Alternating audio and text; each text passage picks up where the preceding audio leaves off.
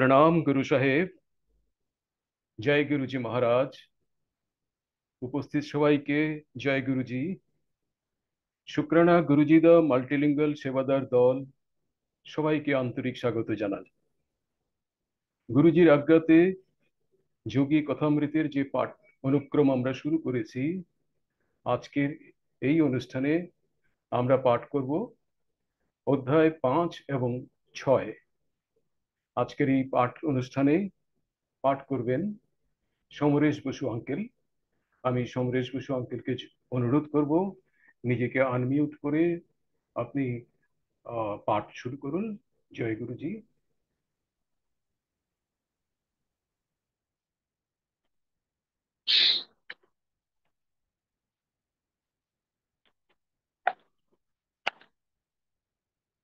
जय गुरुजी महाराज। Rajendra uncle, am I audible? Yes, uncle, you are. Rajendra uncle, I am audible. Yes, uncle, you are audible. সর্বপ্রথম গুরুজির আদেশ নিয়ে আমি আজকের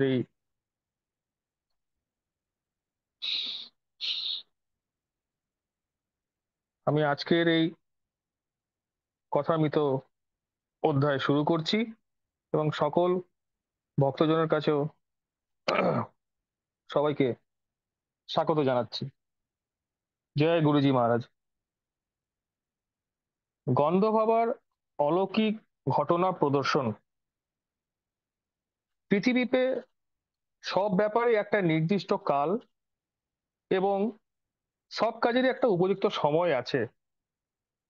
সলোমনের এই মহাজন বাক্য আমি আমার আশ্বাস লাভের জন্য পাইনি। বাড়ি থেকে কোনো জায়গায় গেলেই আমার সন্ধানী দৃষ্টি বেশ সজাগ ও সতর্ক রাখতাম, যদি কোনোভাবে আমার ভাগ্যে নির্দিষ্ট গুরুর শ্রীমুখটি কোনো জায়গায় চোখে পড়ে। কিন্তু আমার স্কুলের লেখাপড়া শেষ না হওয়া পর্যন্ত তার দর্শন কোথাও পাইনি। অমরের সঙ্গে হিমালয়ে পলায়ন আর শ্রী যুক্তেশ্বর গিরিজির আমার জীবনে আবির্ভাবের সেই পরম পূর্ণ দিনটির মাঝখানে 2 বছর কেটে গিয়েছিল। এর মধ্যে আমি অনেকজন সাধু মহাত্মার দর্শন লাভ করেছিলাম। গন্ধ বাবা, সো হহং স্বামী, নগেন্দ্রনাথ ভাদুড়ী, মাস্টার মহাশয় এবং বিখ্যাত বাঙালি বৈজ্ঞানিক শ্রী জগদীশ চন্দ্র বসু মহাশয়। গন্ধ বাবার সঙ্গে আমার সাক্ষাতের দুটি পূর্বাভাস ছিল, একটি ছিল সুসঙ্গত আর অন্যটি বেশ কৌতুকজনক। ঈশ্বরই সরল আর সবই জটিল। প্রকৃতির আপেক্ষিক জগতে কোনো পরম মান খুঁজতে যেও না। মন্দিরস্থিত কালী মূর্তির সামনে দাঁড়িয়ে আছি এমন সময় এইসব দার্শনিক চরম তত্ত্ব সকল মৃদুভাবে আমার কর্ণকুহরে এসে প্রবেশ করলো। পিছনে ফিরিয়ে তাকিয়ে দেখি এক দীর্ঘকায় পুরুষ, যার পরিচ্ছেদে অথবা বলতে গেলে তার অভাবে তাকে পরিব্রাজক সাধু বলেই বোধ হয়। আমি স্বকৃতভাবে হেসে বললাম, সত্যি আপনি আমার মনের জটিল চিন্তারাশির মধ্যে প্রবেশ করতে পেরেছেন। প্রকৃতির রুদ্র আর প্রসন্ন এই দুই ভাব মূর্ত হয়েছে কালী প্রতিমার মধ্যে, কিন্তু তাদের ওই বৈপরীত্য আমার চেয়ে অনেক জ্ঞানী গুণীদের হতবুদ্ধি ঘটিয়েছে। তিনি বললেন, অতি অল্প লোকই আছেন যারা তার রহস্যভেদ করতে পারেন। শুভাশুভ এই দুই ভাবের দুর্ভেদ্য প্রহে লিকাময় মানুষের জীবন যেন স্ফিংসের মতো সকল লোকের বুদ্ধির কাছে এক বিরাট রহস্যের সৃষ্টি করে। এর সমাধানের কোনো চেষ্টা না করে অধিকাংশ লোক তাদের জীবন বৃথাই ব্যয় করে। মান্ধাতার আমল হতে এমনকি আজ পর্যন্ত লোকে সেই দণ্ডই দিয়ে আসছে। মাঝে মধ্যে এক আধজন হয়তো তাদের বিরাট ব্যক্তিত্বের জোরে কখনো পরাজয় মানতে চায় না। দ্বৈত মায়াবাদের মধ্যে হয়তোবা সেই অদ্বৈতবাদের অখণ্ড সত্যের সন্ধান পায়। আপনার কথাগুলি খাঁটি সত্যি মশাই। বহুদিন ধরে অকপট ভাবে জ্ঞান রাজ্যে অন্তর্দর্শনের অনুশীলন করে দেখেছি, প্রবেশের পথ দারুণ কঠিন। আত্মসমীক্ষা আর চিন্তার প্রতি নিরন্তর অবলোকনে এক কঠিন আর দারুণ অভিজ্ঞতা হয়। প্রবল আত্মাভিমানকে তা চূর্ণ করে দেয়। সত্যিকারের আত্মবিশ্লেষণই কিন্তু সুনিশ্চিতভাবে সত্যদ্রষ্টার ভাব আনয়ন করে। আত্মপ্রকাশের ধারা বা ব্যক্তিগত স্বীকৃতি শেষ পর্যন্ত তাদের আত্মরম্ভী করে তোলে, যাদের এই ধারণা জন্মায় যে ঈশ্বর ও সৃষ্টির ব্যাখ্যায় তাদেরই ব্যক্তিগত অধিকার আছে। আলোচনাটি বেশ ভালোই লাগছিল, বললাম। এরকম উদ্ধত মৌলিকত্বের কাজ হতে সত্য কিন্তু নীরবে সরে যায়, তাতে আর সন্দেহ নেই। মানুষ যতক্ষণ না পর্যন্ত তার ব্যক্তিগত সংস্কার হতে মুক্ত হতে পারছে, ততক্ষণ পর্যন্ত সে শাশ্বত সত্য উপলব্ধি করতে পারবে না। মানুষের মন যুগ যুগান্তব্যাপী সংস্কারের পলিমাটিতে আবৃত, সংখ্যাতীত জগৎ মায়ার অধীন নিরানন্দ জীবনের নিষ্ফলতায় পরিপূর্ণ। মানুষ যখন তার অন্তঃশত্রুর সঙ্গে লড়াই শুরু করে, যুদ্ধক্ষেত্রের ভীষণ লড়াই তখন তার কাছ থেকে নিতান্তই অকিঞ্চিতকর হয়ে যায়। দুর্ধর্ষ শারীরিক শক্তিতে পরাজিত হওয়ার মতো মনোজগতের শত্রু এরা নয়। সর্বব্যাপী দৃষ্টি, নিরলস, এরা মানুষকে স্বপ্নেও অনুসরণ করে থাকে। ভীষণ আর মারাত্মক রকমের অস্ত্রশস্ত্রে গুপ্তভাবে সজ্জিত অন্ধ কামনার এই সব সৈন্যদল আমাদের হত্যা করবার সুযোগ অনবরত খুঁজে বেড়ায়। অদৃষ্টের কাছে যে আত্মসমর্পণ করে, তার আদর্শের অপমৃত্যু ঘটায়, সে নিতান্তই হতভাগ্য বই কি। তাকে অক্ষম, নিরস আর ঘৃণা ছাড়া আর কি বা বলা যায়? মশায়, এইসব ভ্রান্ত হতভাগ্যদের জন্য কি আপনার এতটুকু সহানুভূতি নেই? সাধুটি মুহূর্তের জন্য চুপ করে রইলেন, পরে একটু শ্লেষের সঙ্গে বললেন, সর্বগুণাধার অপ্রত্যক্ষ ঈশ্বর আর প্রত্যক্ষ মানুষ, যার প্রায় কিছুই গুণ নেই বললে চলে, এই দুজনকে সমানভাবে ভালোবাসা অভাবনীয় বই কি। কিন্তু উদ্ভাবনী শক্তিও কম ন্যূন নয়। অন্তরের মধ্যে খুঁজে দেখলে মানুষের মন যার স্বার্থ বুদ্ধি জড়িত, তার মধ্যেও একটা ঐক্যের ভাব শিগগিরই খুঁজে পাওয়া যায়। এক হিসেবে অন্তত মানুষের বিশ্ব ভ্রাতৃত্বের পরিচয় মেলে। এই ভ্রাতৃত্ব ভাবের আবিষ্কারে মানুষের ক্ষুদ্র ও ভীত মন স্তম্ভিত হয়ে যায়। এইভাবে মানুষের জন্যে মানুষের দরদ সৃষ্টি হয়। বিকাশোন্মুখ মানবাত্মার নিরাময় শক্তির বিষয়ে যে মন অন্ধ ছিল, তা একটা উদার দিব্যদৃষ্টি লাভ করে। সকল যুগের সাধু সন্তরা তো আপনারই মতো জগতের দুঃখে কাতর হয়েছেন। একমাত্র স্বার্থপরায়ণ ব্যক্তিরাই অপর মানুষদের জীবনের দুঃখ দৈন্যের প্রতি সহানুভূতি হারায়, কারণ নিজেদের সীমিত দুঃখ কষ্টের মধ্যেই তাদের মন ডুবে থাকে। সাধুটির গম্ভীর বদন বেশ কোমল হয়ে এলো, বলতে লাগলেন, যে ছুরি দিয়ে চেরার মতো আত্মব্য বচ্ছেদ করে দেখে, সেই বিশ্বানুকম্পার বিস্তার অনুভব করতে পারে, আর তার অহংকারের উচ্চ নাদও থেমে আসে। এইসব জমিতেই ভগবত প্রেমের ফুল ফোটে। অবশেষে জীব আর কিছু না হোক মনের যন্ত্রণায় অস্থির হয়ে তার সৃষ্টিকর্তার দিকে তাকিয়ে বলে, আর কেন প্রভু, আর কেন? আর যে পারি না। দুঃখের দারুণ কষাঘাতে জর্জরিত আর তাড়িতে মানুষ অবশেষে সেই অসীম সত্তার দিকে ধাবিত হয়, যার অনুপম রূপের মাধুরী একমাত্র তাকে তার প্রতি আকৃষ্ট করে। সাধুটি আর আমার কলকাতার সাধুটি আর আমি কলকাতার বিখ্যাত কালীঘাট মন্দিরে কালীমায়ের অপরূপ সৌন্দর্য দর্শন করবার জন্য গিয়েছিলাম। আমার ক্ষণিকের সাথীটি তখনই আবার সঙ্গে সঙ্গে মন্দিরের কারুকার্য শোভাকে কোনো গুরুত্ব না দিয়েই বলে উঠলেন, হঠকাট মনে কোনো সাড়া জাগায় না, হৃদয় কেবল প্রাণের সুরেই বিকশিত হয়। সূর্য কিরণের মধ্যে দিয়ে আমরা দরজার দিকে অগ্রসর হলাম। মন্দিরে তখন অসংখ্য ভক্ত পূজার্থীর দল যাওয়া আসা করছিল। সাধুটি আমায় গম্ভীরভাবে নিরীক্ষণ করে বললেন, তুমি শিশু, ভারতবর্ষও শিশু। প্রাচীন মুনি ঋষিরা আধ্যাত্মিক জীবনের অক্ষয় আদর্শ স্থাপন করে গেছেন। তাদের সনাতন প্রথা অধুনাতন দেশ ও কালের পক্ষেও যথোপযুক্ত। জড়বাদের মোহে আচারভ্রষ্ট আর বিকৃত না হয়ে সেই সব ধর্মানুশাসন বা তার উপদেশটি এখনো ভারতবর্ষকে গড়ে তুলছে। হাজার হাজার বছর ধরে বিপর্যস্ত বুদ্ধি পণ্ডিতেরা যার মূল্যায়ন করতে পারেননি, সন্দেহপ্রবণ সেই কালের বিচারে বেদের মূল্য আজ নিরূপিত হয়ে গেছে। এইটেকেই তোমার উত্তরাধিকার বলে গ্রহণ করো। পরক বাংমি সেই সাধুটির কাজ হতে বিদায় গ্রহণ করবার সময় তিনি এক ভবিষ্যবাণী করে বসলেন, এখান থেকে যাবার পরেই কিন্তু তোমার একটা অদ্ভুত অভিজ্ঞতা ঘটবে, দেখো। মন্দির সীমানা ছেড়ে আমি উদ্দেশ্যবিহীন ভাবে ঘুরে বেড়াতে লাগলাম।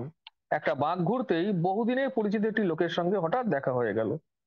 ইনি হচ্ছেন সেই সব মহাপ্রভুদের একজন, যারা একবার আলাপ জুড়লে তার আর তাদের স্থান কালের মাত্রা জ্ঞান থাকে না।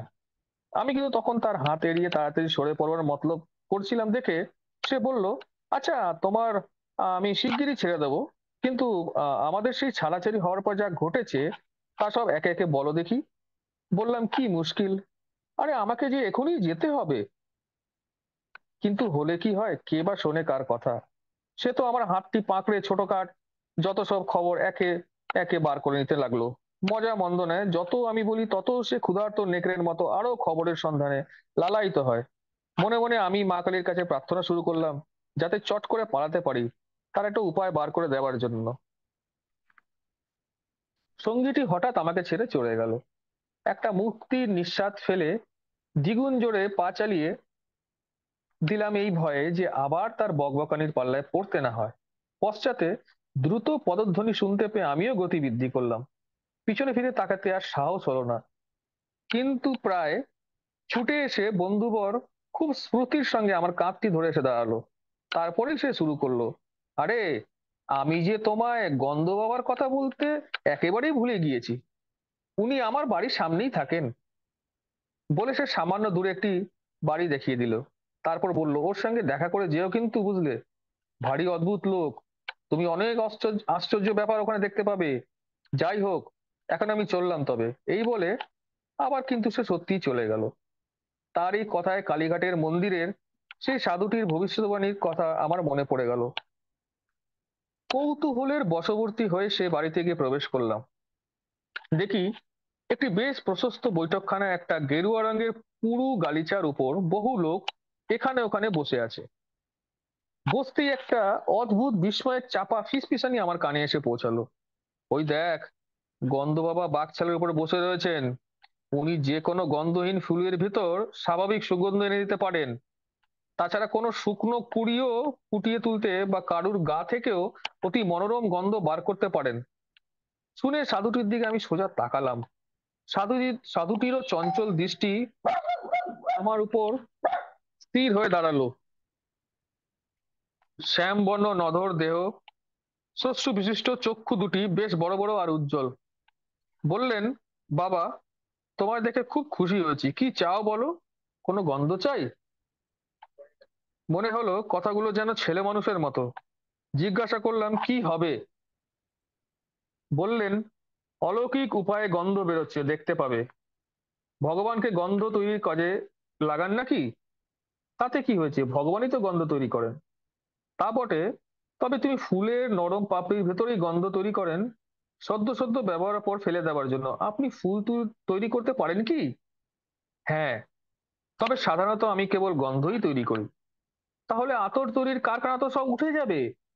আরে না না, তাদের ব্যবসা সব ঠিক জায়গায় বজায় থাকবে। আমার নিজের উদ্দেশ্য হচ্ছে ঈশ্বরের শক্তির কিঞ্চিত পরিচয় দেওয়া মাত্র, আর কিছু নয়, বুঝলে মশায়। ঈশ্বরের প্রমাণের কোনো দরকার আর করে নাকি? তিনি তো সর্বত্র সকল বিষয়ে অলৌকিক ব্যাপার ঘটাচ্ছেন না, বলুন? হ্যাঁ, কিন্তু তার অনন্ত সৃষ্টি বৈচিত্র্যের মধ্যে আমরাও তো সামান্য কিছু দেখাতে পারি। কতদিন আপনার এই বিদ্যায় পারসিদ্ধি হতে লেগেছে? 12 বৎসর। এই অলৌকিক উপায়ে গন্ধ তৈরি করার জন্য পূজনীয় সাধুজি, মনে হয় যে কোনো গন্ধ বিক্রেতার দোকান থেকে গোটা কতক টাকার বদলে আপনি যা পেতে পারেন, তার জন্য এই বৃথাই আপনি 12টা বছর ব্যয় করেছেন। গন্ধ তো ফুলের সঙ্গে সঙ্গেই চলে যায়। হ্যাঁ, কিন্তু গন্ধ তো মৃত্যুর সঙ্গে সঙ্গে চলে যায়। শুধুমাত্র দেহের তৃপ্তির জন্য আমি তা চাইবো কেন? দার্শনিক প্রবর, তোমার কথা শুনে খুব খুশি হলাম। নাও, তোমার ডান হাতটি বাড়িয়ে দাও তো দেখি। বলে আশীর্বাদ ছলে দক্ষিণ হস্তটি প্রসারিত করলেন। গন্ধ বাবার কাছ থেকে আমি গজ কতক দূরে বসেছিলাম। আমার গা ছুঁয়েও কোনো লোক সেখানে বসেছিল না। আমি হাতটি বাড়িয়ে দিলাম।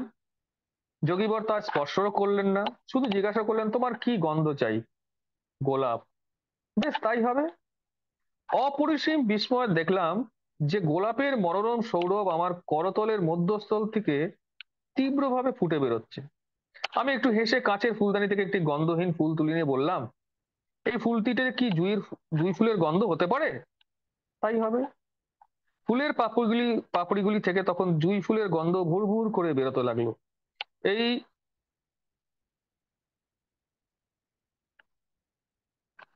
এই অপূর্ব ইন্দ্রজালের সৃষ্টিকর্তাকে ধন্যবাদ দিয়ে তার একটি শিষ্যের পাশে গিয়ে বসলাম। তিনি বললেন যে, গন্ধ বাবা, যার আসল নাম স্বামী স্বামী বিশুদ্ধানন্দ, তিব্বতে এক গুরুর কাছ থেকে যোগে নানা আশ্চর্য প্রক্রিয়া শিক্ষা করে এসেছেন। তিব্বতী যোগীটির বয়স শুনলাম 1000 বছরের ওপর। শিষ্যটি গুরুর বিষয়ে বেশ একটু গর্ব প্রকাশ করে বললেন, তার শিষ্য গন্ধ বাবা। আপনি এইমাত্র যেরকম দেখলেন তিনি যখন তখন, কিন্তু উনি শুধু কথা বলে গন্ধ তৈরি করেন না, অবশ্যই মেজাজ অনুযায়ী ওর কাজের অনেক তারতম্য হয়। ওর অদ্ভুত শক্তি। কলকাতার বহু গণ্যমান্য ব্যক্তি ওনার শিষ্য। আমি মনে মনে ঠিক করলাম আমি আর এদের দল বাড়াবো না। একেবারে আক্ষরিক অর্থে অলৌকিক শক্তিশালী কোনো গুরু আমার ঠিক মনের মতো নয়। গন্ধ বাবাকে বিনম্র বিনম্র নমস্কার জানিয়ে সেখানে তো আমি প্রস্থান করলাম। বেড়াতে বেড়াতে বাড়ি ফেরবার সময় সেদিনকার তিনটি বিচিত্র ঘটনার কথা ভাবতে লাগলাম। বাড়ির দরজায় পা দিতেই উমাদির সঙ্গে দেখা। বলল, বড়ই চাল বেড়ে গেছে দেখছি, আবার সেন্ট ব্যবহার করা হচ্ছে, ব্যাপার কি? বিনা বাক্য বয়ে হাতটি বাড়িয়ে দিয়ে দিদিকে তা শুকতে ইশারা করলাম। শুকেই চেঁচিয়ে বলে উঠলো, আহ, কি চমৎকার গোলাপের গন্ধ! আর কি অস্বাভাবিক রকমের উগ্র! সত্যি ব্যাপারটা উগ্র রকমের অস্বাভাবিক ভেবে নিঃশব্দে তার নাকের কাছে সেই অলৌকিক উপায়ে সুগন্ধ করা ফুলটি ধরলাম। ও, জুঁই ফুল আমি বড্ড ভালোবাসি বলেই সে ফুলটি ছিনিয়ে নিল, কারণ দিদি খুব ভালো রকমই জানতো যে ও ধরনের ফুল একেবারেই গন্ধহীন। কিন্তু তা থেকে জুঁই ফুলের গন্ধ বারংবার শুকতে শুকতে তার মুখের উপর একটা হাস্যকর নির্বুদ্ধিতা প্রকাশ পেল। দিদির উপর গন্ধের প্রতিক্রিয়াতে আমার একটা সন্দেহ দূর হলো যে হয়তোবা গন্ধ বাবা আমার উপর আত্মসম্মিত অবস্থা আনাতে আমি কেবল গন্ধটা টের পাচ্ছিলাম। পরে আমি আমার বন্ধু অলকানন্দের কাছ হতে গন্ধ বাবা আরেকটি অলৌকিক শক্তির কথা শুনেছিলাম, যা শুনে আমার মনে হলো যে হায় রে, এই পৃথিবীর লক্ষ লক্ষ ক্ষুধিত মানুষের আজকেও যদি তা থাকতো। অলকানন্দ বলেছিলেন, বর্ধমানে গন্ধ বাবার আস্তানায় এক উৎসব উপলক্ষে শতাধিক অভাগ্যতের মধ্যে আমি উপস্থিত ছিলাম। বিরাট আনন্দ উৎসব, অনেকেই এসেছেন। যোগীবরের শূন্য থেকে জিনিস তৈরি করবার কথা শুনে আমি একটু হেসে কিছু অসময়ের ট্যাঞ্জারিন কমলালেবু তৈরি করবার কথা বললাম। সঙ্গে সঙ্গে কলা পাতার উপর পরিবেশন করা লুচিগুলি বেশ ফুলে উঠলো। প্রত্যেকটি লুচির খোলের ভেতর একটি করে খোসা ছাড়ানো ট্যাঞ্জারিন কমলা লেবু। আমারটিতে তো ভয়ে ভয়ে কামড় দিলাম, কিন্তু দেখলাম তা অতি সুস্বাদু। বহু বছর পরে আমি আত্মপল আত্মপলবৃদ্ধি বলে জানতে পেরেছিলাম কি করে গন্ধ বাবা এসব তৈরি করতেন। কিন্তু হায়, এই প্রক্রিয়াটি চিরকালই জগতের ক্ষুৎপীড়িত মানব গোষ্ঠীর আয়ত্তের বাইরে থেকে যাবে। বিভিন্ন ইন্দ্রিয় গ্রাহ্য উত্তেজনা যা মানুষের উপর প্রতিক্রিয়া সৃষ্টি করে, যেরকম শব্দ, স্পর্শ, রূপ, রস, গন্ধ, তা সব ইলেকট্রন আর প্রোটনের স্পন্দন তারতম্যে উৎপন্ন হয়। এই স্পন্দনগুলি আবার প্রাণ অর্থাৎ লাইফট্রন দ্বারা নিয়ন্ত্রিত হয়। এই লাইফট্রনই হচ্ছে সূক্ষ্ম প্রাণ শক্তি অথবা পারমাণবিক শক্তি অপেক্ষা সূক্ষ্মতর শক্তি, যা সুকৌশলের নির্দিষ্ট বৈশিষ্ট্যযুক্ত পঞ্চ তন্মাত্রের উপর প্রতিষ্ঠিত। গন্ধ হওয়া কতকগুলি যৌগিক প্রক্রিয়ার বলে নিজেকে ওই বিশ্ব প্রাণ শক্তির সঙ্গে এক সুরে বেঁধে ওইসব ইলেকট্রন গুলির স্পন্দনশীল গঠন কার্যে পরিবর্তন সাধিত করে তাদের ইচ্ছামতো রূপ দিয়ে ঈপ্সিত ফললাভ করতে পারতেন। তার গন্ধ বা ফল তৈরি করা বা অন্যান্য আশ্চর্য ব্যাপার সকল এইসব জাগতিক স্পন্দনেরই বাস্তব রূপ মাত্র, সম্মিলিত অবস্থায় তৈরি কোনো আভ্যন্তরীণ অনুভূত নয়। যেসব লোকেদের অ্যানেস্থেটিক প্রয়োগে বিপদ ঘটতে পারে, তাদের ছোটখাটো অস্ত্রোপচারের সময় মানসিক ক্লোরোফর্ম হিসেবে ডাক্তারেরা সম্মোহন বিদ্যা প্রয়োগ করেন। কিন্তু কারোর উপর বারবার সম্মোহন শক্তি প্রয়োগ অত্যন্ত ক্ষতিকর, কারণ এর ফলে এমন একটি তামসিক মনস্তাত্ত্বিক ক্রিয়া প্রকাশিত হয় যাতে করে তা কালে ক্রমে ক্রমে মস্তিষ্কের কোষগুলির মধ্যে একটা বিশৃঙ্খলার ভাব এনে ফেলে। সম্মোহন বিদ্যা হচ্ছে অপরের চিত্তভূমিতে অনাধিকার প্রবেশ। এর সাময়িক ঘটনাবলী ঈশ্বরানুভূতি সম্পন্ন ব্যক্তিদের কার্যকলাপের তুল্য কখনোই নয়। দিব্যভাবে উদ্বুদ্ধ প্রকৃত মুনি ঋষিরা এই নিখিল বিশ্ব সৃজনকারী একজন যে স্বপ্নদ্রষ্টা আছেন তারই ইচ্ছার সঙ্গে এক সুরে বাঁধা তাদের ইচ্ছা শক্তি বলে এই স্বপ্ন জগতে নানা পরিবর্তন আনয়ন করতে পারেন। গন্ধবাবা প্রদর্শিত অলৌকিক কার্যাবলী দেখতে অবশ্য খুবই আশ্চর্যজনক বটে, কিন্তু আধ্যাত্মিকভাবে সেসব একেবারেই নিরর্থক।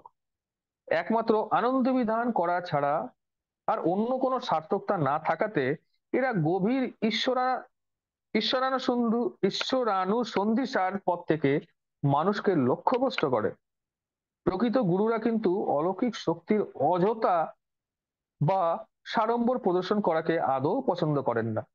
পারস্য দেশের মরুমি আবু সৈয়দ একবার জল, স্থল ও অন্তরিক্ষের উপর ক্ষমতা লাভে দৃপ্ত কতকগুলি ফকিরকে মৃদু ভর্ৎসনা ছলে বলেছিলেন, ব্যাঙ জলেতেও সমান স্বচ্ছন্দ, কাক শকুন অতি সহজেই বাতাসে উড়ে বেড়ায়, পূর্বে ও পশ্চিমে শয়তান একইভাবে বর্তমান। সত্যিকারের খাঁটি মানুষ তাকেই বলে যে তার স্বজনদিগের সঙ্গে সাধু ব্যবহার করে, ভাবের হাটে যার বেচাকেনা চলে, কিন্তু মুহূর্তেকের তরেও সে ভগবানকে ভোলে না।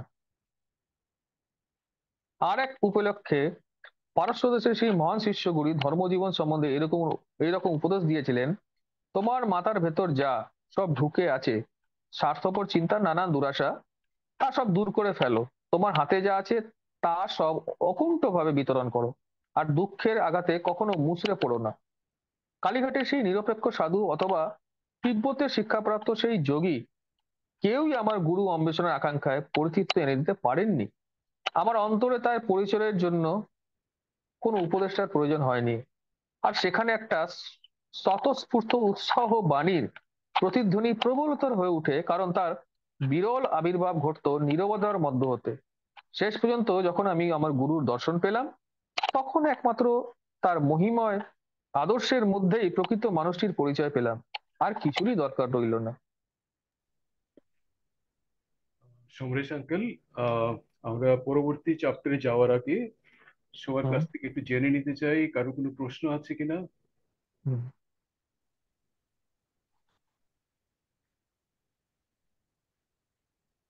কারো কোনো প্রশ্ন আছে এই পর্যায়ে পরের চ্যাপ্টারে যাওয়ার আগে? আহ বিশ্বনাথ আঙ্কেল জয়েন করেছেন। একটা গন্ধ সম্পর্কে এখানে যখন বলা হচ্ছিল আমরা পড়ছিলাম, আহ একটা জায়গায় বলা হয়েছে যে ঈশ্বরী গন্ধ তৈরি করেন। এখন আমি সেটাকে একটু রিলেট করতে চাইছি গুরুজির সঙ্গে। আমরা যেটা শুনেছি, নিজেদের তো সেই সৌভাগ্য সাক্ষাৎ করার সুযোগ হয়নি, যে গুরুজির দেহ থেকে এক অপূর্ব সুন্দর গন্ধ বিস্ফোরিত হতো এবং ভীষণভাবে আকৃষ্ট করতো, এবং তার মধ্যে গোলাপের গন্ধই সবচেয়ে বেশি ছিল। তো বিশ্বনাথ আঙ্কেল জয়েন করেছেন, আমি একটুখানি বিশ্বনাথ আঙ্কেলকে জিজ্ঞেস করতে চাইবো ওনার এই বিষয়ে কোনো অভিজ্ঞতা আছে কিনা, বা এই চ্যাপ্টারের মধ্যে উনি আর কোনো মন্তব্য করতে চান কিনা। Biswanath uncle, over to you. গুরুজির গুরুজির দেহ থেকে যে গোলাপ, দেহ এবং ক্ষুদ্রতর সূক্ষ্মেও একটা গোলাপের গন্ধ তো ছিল, সেটা আমরা সবাই অনুভব করেছি। আহ একটা টিপিক্যাল উগ্র গোলাপের গন্ধ তো ছিল, সেটা তো সত্যি কথা। এটা সবাই অনুভব করেছে সেটা। আহ তো সেটা হচ্ছে এক। আহ, দুটো হচ্ছে যে এইখানে যেটা উনি বলেছিলেন যে এই এই গন্ধ বা এগুলো যোগ বলে আহ, করা যায়, যেখানে অণু, শরীরের অণু পরমাণু মিলিয়ে এই গন্ধকে সৃষ্টি করা যায়, তো একজন যোগী এটাকে পারেন। তো সেটাই এই চ্যাপ্টারে লেখা হয়েছে। এবং আহ, এইখানে একটা কথা বলার আছে যে গুরুজি একটা কথা বলতেন যে मुझसे कोई असली चीज नहीं मांगता, यहाँ जो आता है खाली मटेरियल चीज ही मांगता है, प्रमोशन दो, पैसा दो, घर दो, বাট यहाँ कोई असली चीज मांगने नहीं आता। সেখানে এই যোগানন্দজি এই কথাটাই ওখানে পরবর্তী বলেছেন যে এই গন্ধ সৃষ্টি বা এগুলো এগুলো সব মেটেরিয়াল জগতের একটি পার্ট, এবং আমি সেটা চাই না। আমি ঈশ্বর দর্শন চাই। তো সেই জন্য আহ, আমার এটা, আহ, ইনি আমার গুরু গুরু নন। তো এটাই আর কি। আহ, তো আগের চ্যাপ্টার, কোনো প্রশ্ন না থাকলে আগের চ্যাপ্টারটা পড়া যেতে পারে। জয় গুরু। কারো কোনো প্রশ্ন আছে? ঠিক আছে, তাহলে আমরা পরের চ্যাপ্টারে চলছি। সমরেশ বাবু।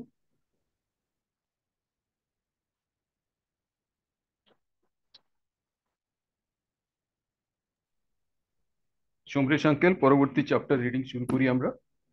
হ্যাঁ, আমি শুরু করছি।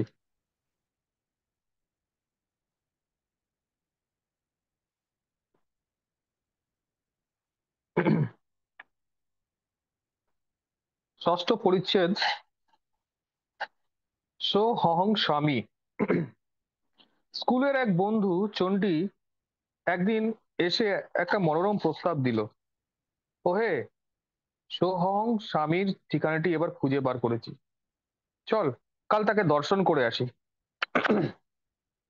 সন্ন্যাস নেবার আগে তিনি খালি হাতে বাঘের সঙ্গে লড়াই করতেন বলে সাধুটিকে দেখবার আমার খুবই আগ্রহ ছিল। এরকম দুঃসাহসিক আর অসাধারণ শক্তির অধিকারীকে দেখবার জন্য মনে বালকোচিত উৎসাহ অত্যন্ত প্রবল হয়ে উঠল। তার পরের দিন সকালে খুব শীত পড়েছে। চণ্ডী আর আমি কিন্তু খুব স্ফূর্তিতে রাস্তায় বেরিয়ে পড়লাম। কলকাতার ভবানীপুরে কিছুক্ষণ বৃথা খোঁজাখুঁজির পর খানিক বাদে সঠিক বাড়িটা পেয়ে গেলাম। অনেকক্ষণ খুব জোর করে কড়া নাড়বার পর বাড়ির ভৃত্যমশাই গদাই লস্করির চালে বেরিয়ে এসে সহাস্য বদনে দর্শন দিলেন। তার সেই বিদ্র পাত্মক হাসিতে বোঝা গেল যে এত প্রবল আওয়াজ করেও আগন্তুকেরা সাধু মহারাজের আস্তানার নীরবতা ভঙ্গ করতে পারেননি। যাই হোক, তার নীরব তিরস্কার হজম করে আমরা দুজনে বৈঠকখানায় গিয়ে বসতে পেরে কৃতার্থ হয়ে গেলাম। বহুক্ষণ ধরে সেখানে অপেক্ষা করার পর সময় নানা রকম অস্বস্তিকর চিন্তায় উদয় হতে লাগলো। তত্ত্ব সন্ধানীদের ধৈর্য ধরাই এদেশের নিয়ম। সাধু মহারাজরা ইচ্ছে করেই হয়তো তাদের দর্শনের জন্য ভক্তের ঠিক তত কতটা আগ্রহ আছে তা যাচাইয়ের জন্য এরকম পরীক্ষা করে থাকেন। পশ্চিমে ডাক্তার আর দন্ত চিকিৎসকরা এই ধরনের মনস্তাত্ত্বিক পরীক্ষা কৌশল অবাধে প্রয়োগ করে থাকেন। অবশেষে ভৃত্যবর এসে আমাদের আহ্বান জানাতে চণ্ডী আর আমি একটি ঘরে গিয়ে প্রবেশ করলাম। দেখা গেল সেটি একটি শোবার ঘর। বিখ্যাত সো হহং স্বামী বিছানার উপর বসে আছেন। তার বিরাট বপু দর্শনে আমাদের অদ্ভুত ভাবান্তর উপস্থিত হলো। বিস্ময়ে বিস্ফারিত নয়নে আমরা নির্বাক হয়ে দাঁড়িয়ে রইলাম। এরকম বিরাট ছাতি বা ফুটবলের মতো হাতের গুলি আমরা আগে কখনো দেখিনি। বিশাল ঘাড়ের উপর স্বামীজির ভীষণ ভীষণ অথচ শান্ত মুখ, ঘন গোঁফদাড়ি আর বাবরি চুলে ঘেরা। কালো চোখে তার একাধারে কপোতের শান্ত কোমল, আবার ব্যাঘ্রের হিংস্র দৃষ্টি। পেশিবহুল কোমরে একটা বাঘছাল জড়ানো ছাড়া পরিধানে আর কিছু অন্য কিছুই ছিল না। গলায় যখন স্পর্শ ফুটলো, তখন বন্ধুটি আর আমি বাঘের সঙ্গে লড়াইয়ে তার অপূর্ব শৌর্যের বিষয়ে শ্রদ্ধার প্রকাশ ও প্রণাম করে বললাম, আচ্ছা স্বামীজি, আজ দয়া করে একটু বলুন না, জঙ্গলের সবচেয়ে ভয়ঙ্কর জানোয়ার সেই রয়্যাল বেঙ্গল টাইগারদের শুধু খালি হাতে কেমন করে কাবু করে ফেলা সম্ভব? বাবা, বাঘের সঙ্গে লড়াই করা আমার কাছে কিছুই নয়। দরকার হলে আমি আজও তা করতে পারি। শিশুর মতো সরল হাসিতে মুখখানি তার ভরে গেল। বললেন, তোমরা বাঘকে বাঘ বলেই দেখো, আমি কিন্তু ওদের শুধু মেনি বিড়াল বলেই ভাবি। স্বামীজি অবচেতন মনে এ চিন্তা ঢোকালেও ঢোকাতে পারি যে বাঘেরা মেনি বিড়াল মাত্র, কিন্তু বাঘেদের কি তা বিশ্বাস করাতে পারবো? অবশ্যই শক্তিরও প্রয়োজন আছে। একটা শিশু বাঘকে বাড়ির পোষা বিড়াল বলে ভাবে বলেই কি আর তার কাছ থেকে বাঘকে লড়াইয়ের হারানোর আশা করা যেতে পারে? আমার এই মজবুত হাত দুটি হচ্ছে আমার যোগ্য অস্ত্র। তারপর তিনি আমাদের দালানের দিকে নিয়ে চলেন। সেখানে গিয়ে একটি দেওয়ালের ধারে একটি ঘুষি মারতেই একটা ইঁট সোজা খুলে বেরিয়ে মেঝেতে পড়লো, আর সেই দেওয়ালের ফাঁকের ভেতর দিয়ে আকাশ সুস্পষ্টভাবে উঁকি দিল। হতভম্ব হয়ে আমি তো ফ্যালফ্যাল করে চেয়ে রইলাম। ভাবলাম, একটা ঘুষির ঘায়ে যিনি নিরেট দেওয়াল থেকে চুন সুরকি দিয়ে পাকাপোক্ত করে কাঁথা ইট খসিয়ে দিতে পারেন, নিশ্চয়ই তিনি বাঘের দাঁতেও খসিয়ে দিতে পারেন। স্বামীজি বললেন, কিছু লোকের আমার মতো গায়ে খুব জোর আছে বটে, কিন্তু তাদের মনে তাদের দৃঢ় বিশ্বাস নেই। যারা শরীরে খুব মজবুত কিন্তু মনে তেমন নয়, তারা কিন্তু জঙ্গলের হিংস্র পশুর স্বাধীনভাবে উল্লম্ফন দেখা মাত্রই মূর্ছা যেতে পারে। স্বাভাবিক হিংস্রতা আর নিজ বাসস্থানের মধ্যে বনের বাঘের সঙ্গে আফিম খাওয়ানো সার্কাসের বাঘের আকাশ পাতাল তফাৎ। ভীমের মতো দারুণ বলশালী হওয়া সত্ত্বেও অনেকেই লোকেই রয়্যাল বেঙ্গল টাইগারের প্রচন্ড আক্রমণের মুখে ভয় একবার কাবু হয়ে পড়েছে, এও দেখা গেছে। কারণ এইরকমই বাঘ মানুষকে তার নিজের মনের ভেতরেই পোষা বিড়ালের মতো ভীরু আর নিরাপয় করে তোলে। খুব সবল আর দৃঢ় শরীর আর সেই সঙ্গে অসীম মনের জোর যার ভেতর আছে, সেই উল্টে বাঘকে পোষা বিড়ালের মতো আত্মরক্ষায় অসমর্থ করে ফেলতে পারে। ঠিক এইরকমই আমি যে কতবার করেছি তার আর ইয়াত্তা নেই। আমার সামনে যে ভীম মূর্তিটি, তিনি যে বাঘকে একেবারে পোষা বিড়াল বানিয়ে ফেলতে পারেন, তাতে বিশ্বাস করতে আমি সম্পূর্ণ প্রস্তুত ছিলাম। তার এই কৌতূহল দীপক কাহিনীর মধ্যে কিঞ্চিত উপদেশেরও মিশ্রণ ছিল। তা চণ্ডীর আমি সসম্ভ্রমে শুনতে লাগলাম। মনই আমাদের দেহের সকল পেশি চালনা করে। হাতুড়ির আঘাত তার উপর প্রযুক্ত শক্তির উপর নির্ভর করে। মানুষের শরীর যন্ত্রের দ্বারা যে শক্তির প্রকাশ হয়, সেটা তার আগ্রাসী ইচ্ছা আর সাহসের উপর নির্ভর করে। শরীর প্রকৃতপক্ষে মনের দ্বারাই সৃষ্ট ও পুষ্ট হয়। অতীত জীবনের সহজাত সংস্কারের প্রভাবেই শক্তি অথবা দুর্বলতা মানুষের চেতনার উপর ধীরে ধীরে সঞ্চারিত হয়। প্রথমত তারা অভ্যাস রূপে দেখা যায় এবং তারপর তারা ঈপ্সিত বা অনভিষিপ্ত দেহ গঠন করে। বাইরে দুর্বলতার উৎস হচ্ছে মন। বিপরীত অবস্থায় অভ্যাসে গড়া শরীর মনের প্রতিবন্ধক হয়। মনিব যদি চাকরের কথায় চলে, তাহলেই চাকরি শেষকালে স্বেচ্ছাচারী হয়ে ওঠে। মনও সেই রকম, শরীরের হুকুমের কাছে আত্মসমর্পণ করে তার দাস হয়ে পড়ে। আমাদের স্বনির্বদ্ধ অনুরোধে স্বামীজি তার নিজের জীবনের অত্যন্ত চিত্তাকর্ষক আর হৃদয়গ্রাহী ঘটনা থেকে কিছু ঘটনা বলতে শুরু করলেন। ছোটবেলা থেকেই আমার জীবনের সবচেয়ে বড় আকাঙ্ক্ষা ছিল বাঘের সঙ্গে লড়াই করা। আমার ইচ্ছা ছিল প্রবল, কিন্তু শরীরটা ছিল নিতান্তই দুর্বল। বিস্ময়ে আমার মুখ দিয়ে একটা অস্ফুট শব্দ বেরোলো মাত্র, এই বুড়ো রস্ক বৃষস্কন্ধ লোকটিকে দেখে দুর্বলতা যে কি বা কোনো কালে তিনি যা তার কিছু জানতেন, সেটা অবিশ্বাস্য বলেই বোধ হলো। স্বাস্থ্য ও শক্তি লাভের চিন্তায় অদম্য অধ্যবসায়ের জোরে আমি সে অসুবিধা দূর করতে পেরেছিলাম। মনের জোরই হচ্ছে আসল জোর, আর তা দিয়েই যে রয়্যাল বেঙ্গল টাইগারকেও হারাতে পারা যায়, এ অত্যুক্তি করার আমার যথেষ্ট কারণ আছে। পূজনীয় স্বামীজি, আপনি কি মনে করেন যে আমিও কোনোদিন বাঘের সঙ্গে লড়াই করতে পারবো? এই উদ্ভট চিন্তা অবশ্যই সেই প্রথম আর সেই শেষবারের মতোই আমার মনে উদিত হয়েছিল। মৃদু হেসে তিনি বললেন, নিশ্চয়ই, তবে বাঘ অনেক রকমের আছে, বুঝলে। তাদের মধ্যে কতক আবার মানুষের কামনা বাসনার জঙ্গলে ঘুরে ফিরে বেড়ায়। জঙ্গলের পশুদের ঘুষির গায়ে অজ্ঞান করে ফেলতে কোনো আধ্যাত্মিক লাভ হয় না তো। তার চেয়ে অন্তরের মধ্যে যে হিংস্র জন্তু ঘুরে বেড়াচ্ছে, তাদেরই জয় করবার চেষ্টা করো। তাহলে স্বামীজি, বুড়ো বাঘ বশ করা থাকে, এই সন্ন্যাসের পথে কি করে এসে পড়লেন তার কথা যদি দয়া করে শোনান। সোহং স্বামী কিছুক্ষণ চুপ করে বসে রইলেন। দূর অতীতের দিকে তার দৃষ্টি নিবদ্ধ, অবচেতন থেকে যেন অতীতের ফেলে আসা দৃশ্যগুলি স্মরণ করছেন। আমার অনুরোধ রাখবেন কিনা তাই নিয়ে তার মনে যে ঈষৎ তোলাপড়া চলছিল, সেটা বেশ লক্ষ্য করলাম। অবশেষে সম্মতি সূচক হেসে তিনি বলতে আরম্ভ করলেন, যশের উচ্চ শিখরে পৌঁছে আমার মনে এক গর্বের উন্মাদনা এলো। ঠিক করলাম, শুধু যে বাঘের সঙ্গে লড়াই করব তাই নয়, তাদের নিয়ে নানা রকম খেলাও দেখাবো। আমার উচ্চাসা ছিল বুনো জানোয়ারদের পোষ মানা প্রাণীদের মতো চলতে শেখা। আমি লোকেদের সামনে খুব কৃতিত্বের সঙ্গেই খেলা দেখাতে লাগলাম।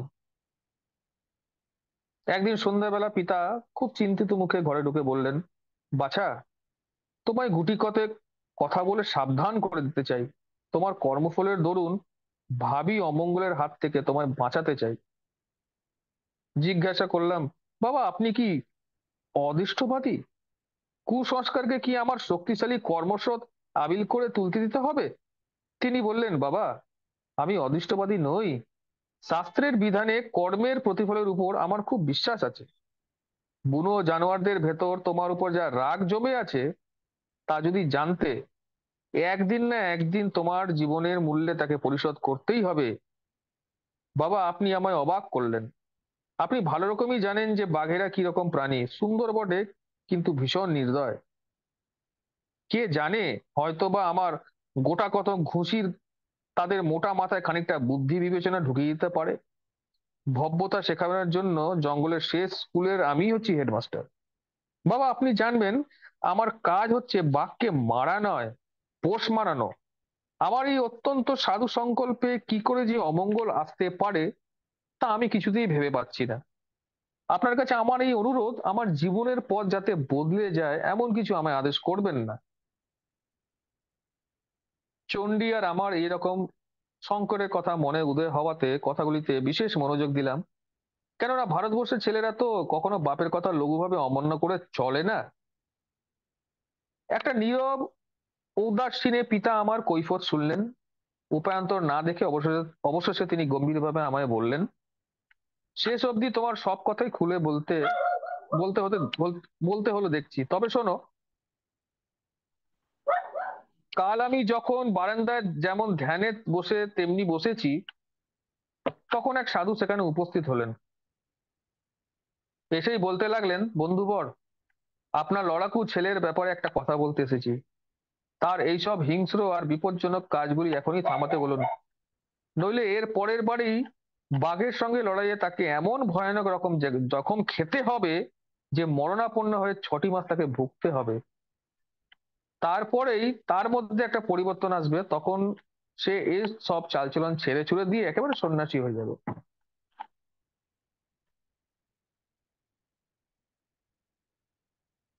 এই কাহিনীতেও কিন্তু আমার মনে পড়ে কোনো রেখাপাত হলো না। মনে হলো পিতা এক ভ্রান্ত উন্মাদের পাল্লায় পড়ে এইসব বিশ্বাস করে বসেছেন। নিজের নির্বুদ্ধিতার প্রতি একটা অসহিষ্ণু ভঙ্গিমা করে সোহং স্বামী এই স্বীকারোক্তি করলেন। অনেকক্ষণ গম্ভীরভাবে চুপ করে বসে রইলেন। বোধ হলো আমরা যে বসে রয়েছি তিনি তা একদম ভুলে গেছেন। তারপর হঠাৎ অত্যন্ত মৃদু সুরে গল্পের ছিন্নসূত্র ধরে আবার শুরু করলেন। বাবার ওই সাবধান করে দেওয়ার খুব অল্প কিছুদিন পরেই আমি কুচবিহার রাজ্যে গেছিলাম। প্রাকৃতিক সৌন্দর্যপূর্ণ দেশটি আমার কাছে নতুন। ওখানে বিশ্রামের সঙ্গে বেশ একটা পরিবর্তন হবে বলে আশা করলাম। সর্বত্র যেমন, সেখানেও তেমনি কৌতূহলী মানুষ রাস্তায় বেরোলেই আমার পিছু নিত। মাঝে মাঝে এই ধরনের ফিসফিসানি আলাপের টুকরো একটু আধটু আমার কানে এসে বোঝাতো, এই লোকটি বুনো ভাঙ্গের সঙ্গে লড়াই করে, ওগুলো কি ওর পা না গাছের গুড়ি? আরে আরে, ওর মুখটা একবার দেখ, যেন নিজেই বাঘের রাজা। এইসব আর কি, না না, তোমরা তো জানো যে গাঁয়ের ছেলে ছোকরারা সব এক একটা করে খবরের কাগজ। এর আরো এত জানো যে মেয়েদের মুখে পরবর্তী খবর কি রকম দ্রুত বেগে বাড়ি বাড়ি বিলি হয়ে যায়। ঘন্টা কয়েকের মধ্যেই আমার উপস্থিতি শহরে একটা প্রবল সাড়া জগিয়ে তুললো। সন্ধ্যাবেলায় নিশ্চিন্তে বিশ্রাম করছি, এমন সময় ঘোড়ার খুরের শব্দ শুনতে পেলাম। শব্দটা আমার বাড়ির সামনে এসে থামলো। পর মুহূর্তেই ঘরে এসে ঢুকলো একদল লম্বা পাগড়িধারী পুলিশ। আমি তো অবাক হয়ে গেলাম, ভাবলাম মানুষের আইন সৃষ্ট এইসব জীবের পক্ষেই জীবের পক্ষে সবই সম্ভব। হয়তো বা আমার সম্পূর্ণ অজ্ঞাত কোনো বিষয়ের জন্য বাড়ি বয়ে আমার শাসন করতে এসছে। দেখলাম তা নয়। লোকগুলো বেশ বি- বিনয় নম্র ভাব প্রকাশ করে অভিবাদন করবার পর বলল, হুজুর, কুচবিহারের যুবরাজের তরফ থেকে আমরা আপনাকে অভ্যর্থনা জানাবার জন্য এসেছি। কাল সকালে তিনি তার প্রসাদে আপনাকে নিমন্ত্রণ করেছেন। এ ব্যাপারের পরিণতি কি হতে পারে তা নিয়ে আমি কিছুক্ষণ মনে মনে চিন্তা করলাম। কোনো অনির্দেশ কারণে আমার এই নিশ্চিন্ত ভ্রমণে বাধা পেয়ে মনে বড়ই অস্বস্তি বোধ হলো। কিন্তু পুলিশের লোকেদের কাকুতি মিনতিতে অবশেষে যেতে রাজি হলাম। তারপর দিন সদর দরজায় এসে দাঁড়ালো এক বিরাট চৌঘুড়ি, খুব জাঁকজমকের সঙ্গে তো আমায় তুলে নিয়ে চললো। আমি একেবারে বিহ্বল হয়ে পড়লাম। সূর্যের প্রচন্ড রোদ আড়াল করবার জন্য সহিস মাথার উপর কারুকার্যময় একটা প্রকাণ্ড ছাতা খুলে ধরলো। শহর আর তার বনাকীর্ণ শহরতলির ভেতর দিয়ে এমন নিশ্চিন্ত আরামে গাড়ি চড়ে বেড়ানোটা পরম উপভোগ্য বলেই বোধ হচ্ছিল। রাজপুত্র স্বয়ং রাজপ্রাসাদের দুয়ারে আমাকে অভ্যন্তরণা করার জন্য দণ্ডায়মান। ভেতরে নিয়ে গিয়ে তার নিজের সোনার কারুকার্যের আসনটিতে আমাকে বসালেন, আর নিজে একটা সাধারণ গোছের চেয়ারেই বসলেন। উত্তরাত্তর বিস্ময়ে আমার বেড়েই চললো। ভাবলাম এইসব খাতির দেখবার উদ্দেশ্য তো নিশ্চয়ই আছে, নিশ্চয়ই আমায় কিছু একটা করতে হবে। দেখলাম রাজকুমারের মতলব দু একটা সাধারণ কথাবার্তার পর বেরিয়ে পড়লো। বললেন, সারা শহরে রটে গেছে যে আপনি খালি হাতে জঙ্গলের বাঘের সঙ্গে লড়তে পারেন। সত্যি নাকি? বললাম, খুবই সত্যি। বলে কি মশাই, আমার যে বিশ্বাসই হয় না। আপনি কলকাতার বাঙালি বাবু, শহরের লোকেদের মতো সেদ্ধ চাল খেয়েই মানুষ।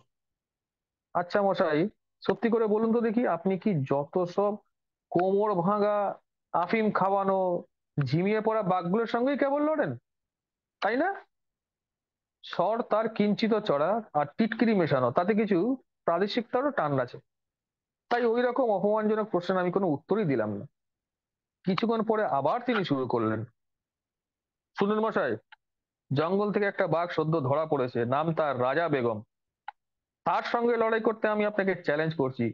যদি আপনি তাকে ঠেকাতে পারেন আর তাকে লোহার শিকল দিয়ে বেঁধে সজ্ঞানে খাঁচা থেকে বেরিয়ে আসতে পারেন, তবে আপনি এই রয়্যাল বেঙ্গল টাইগারটা পাবেনই, তাছাড়া হাজার কত টাকার অন্যান্য পুরস্কারও পাবেন। কিন্তু তার সঙ্গে লড়াই করতে যদি আপনি আপত্তি করেন, তবে আমি সারা রাজ্যে রটিয়ে দেবো যে আপনি একজন পাক্ক ধাপ্পাবাজ। তার ওই আস্পর্ধার কথাগুলো যেন একেবারে এক ঝাঁক গুলির মতো এসে আমার গায়ে বিঁধলো। রেগেই তখনই তার চ্যালেঞ্জ গ্রহণ করলাম। শুনে তো তিনি উত্তেজনার চেয়ার থেকে অর্ধেক লাফিয়ে উঠে একটু দেঁতো হাসি হেসে আবার ধপ করে বসে পড়লেন। রোম সম্রাটদের কথা মনে পড়লো, যারা খ্রিস্টানদের হিংস্র জন্তুর মুখে ছেড়ে দিয়ে আনন্দ পেতেন। বললেন, আজ থেকে 1 সপ্তাহ বাদে লড়াই হবে, কিন্তু আগে থেকে আপনাকে বাঘটাকে দেখতে দেওয়ার অনুমতি না দিতে পারি আমি অত্যন্ত দুঃখিত। রাজকুমার কি ভয় পেয়ে গিয়েছিলেন যে হয়তো বা আমি বাঘটাকে সম্মিত করে ফেলবো বা কিংবা আফিম খাওয়াবো, তা জানি না। রাজপ্রাসাদ থেকে তারপর বেরিয়ে এলাম। দেখে মজা লাগলো যে এবার আগেকার মতো রাজছত্র বা চৌঘুড়ি কিছুই নেই। পরের সপ্তাহে আসন্ন কঠিন লড়াইয়ের জন্য শরীর আর মন দুই নিয়মিত ভাবে তৈরি করতে লাগলাম। আমার চাকরের মারফত নানা আজব খবর সব কানে এসে পৌঁছাতে লাগলো। পিতার নিকট সেই সাধুটির অশুভ ভবিষ্যবাণী দ্বারা কথা কোন রকমের বাইরে প্রচার হয়ে গিয়েছিল। ক্রমশ তা ফুলে ফেপে বেড়েই চললো। বহু সরল গ্রামবাসী সত্যি সত্যি বিশ্বাস করেছিল যে একটা দুষ্ট আত্মা ঈশ্বরের অভিশাপে বাঘের রূপ ধারণ করে জন্মেছে। সেটা রাত্রিবেলায় নানা রকম ভীষণাকার রাক্ষসের মূর্তি ধারণ করে আর দিনের বেলায় বাঘ সেজে থাকে। লোকের অনুমান আমায় সায়স্তা করবার জন্য ওই রাক্ষস বাঘটাকে পাঠানো হয়েছে।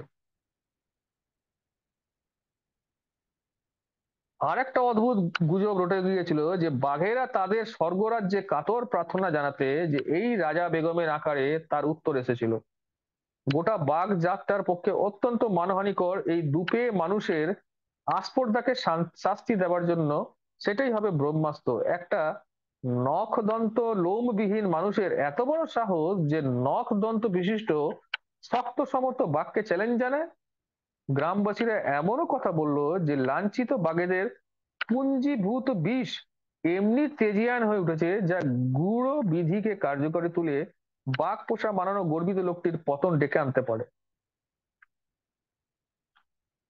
আমার চাকরটি এসে আরেকটু খবর দিয়ে গেল, রাজকুমারটি হচ্ছেন আসলে বাঘে মানুষের লড়াইয়ের ব্যাপারে একজন উদ্যোক্তার মতো।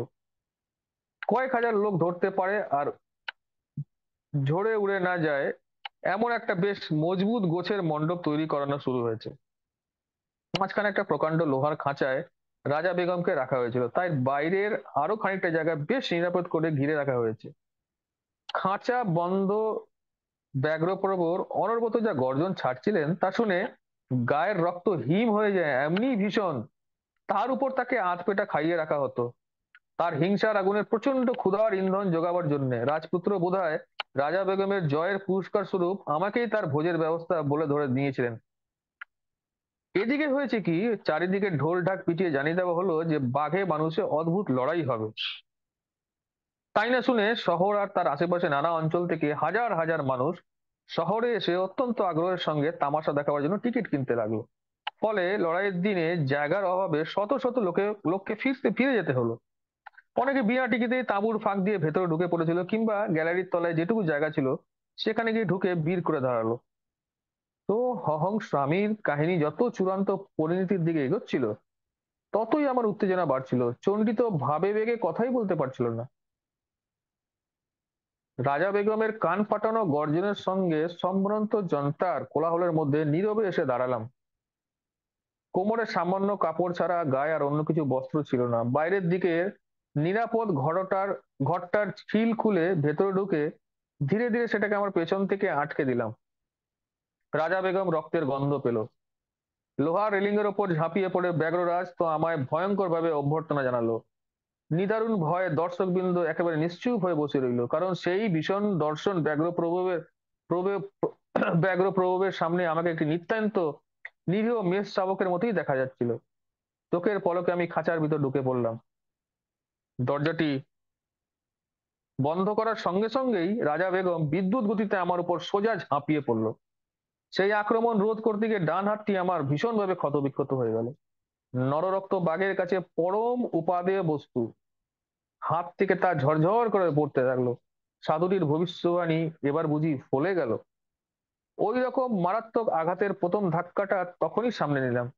রক্তমাখা আঙ্গুলগুলো কোমরের কাপড়ের তলে ঢুকিয়ে তার চোখের সামনে লুকিয়ে ফেললাম। তারপর বাম হাত দিয়ে বজ্র মুষ্টিতে একটি ঘুষি লাগালাম। বাঘটা টাল সামলাতে না পেরে খাঁচার পেছন দিক দিয়ে এক এক পাক খেয়ে ঘুরে পড়ে গেল। তারপর কাঁপতে কাঁপতে এগিয়ে এসে সামনের দিকে আবার একটা লাফ মারলো।